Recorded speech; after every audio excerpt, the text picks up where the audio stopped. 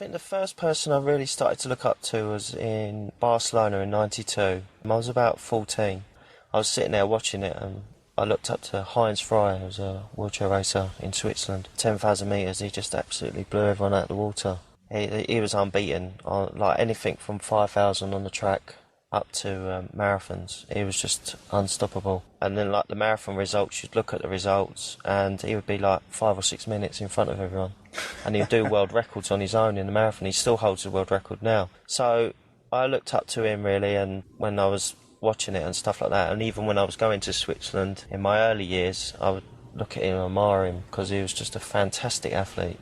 And the way he used to train and stuff like that was just unbelievable. And he's still racing now, and he's 52, I think, this year. Yeah. He's not doing so much, but he's still up there with us, and that's why I look up to that man. And would you say that was one of those moments that then said, I want to do that. I enjoy doing this, but you know what? No, I want to do this full time. I want this to be my career. Yeah, and just looking at them athletes over and over again and thinking, I just want to be like them. And I think that's what pushed me to my limits of getting my world records and stuff like that. I was going to say that. I mean, obviously, those influences. Was it just all about having them as a benchmark and having something that you could shoot for, that you could see as a yardstick for yourself, and that pushed you on each time with your own training? Yeah. Well, before Athens, I'd never expected. I thought I was going to be an average racer, always come 4th or 5th or something like that. Really? Well, because of the World Championships in Lille, I trained so hard, and I won the first London Marathon that year in 2002.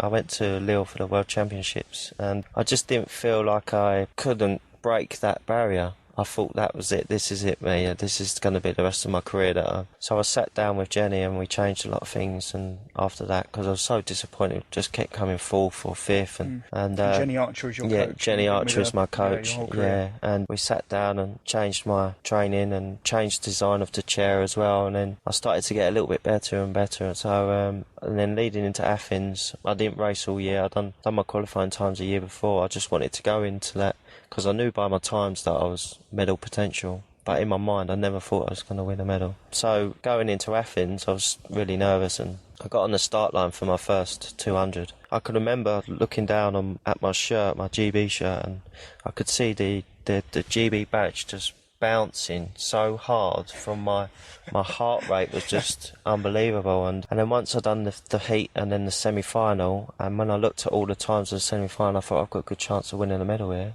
So I really had to just focus on that, and once I got my first medal, I thought this is it now. I know I can get better and better. Yeah. So from Athens, really, I got so much confidence after that. That was the biggest thing for me. My confidence wasn't enough. That's what I was going to ask you. I mean, obviously, this to me sounds a complete mental issue. I mean, there you were going from one mental mindset saying, I think I can mix it. I can mix it with the, the top tier, but I'm not going to be one of those great superheroes. Yeah, and that's what I wanted to be. I wanted to be the greatest ever, so people will look back and say, well, he won this, and this, and that's what I wanted to be, and that's why I trained so hard and stuff like that. And Athens was the stepping stone of my career, really. And you really think when it comes back to it, it was achieving that first gold that then made you go, right, that's it. That single success that you've gained, you've just built on that and built on that and built on that. Yeah, because in Athens, my previous Olympics was Atlanta, so I was only 17, and I was just thrilled to get there, really.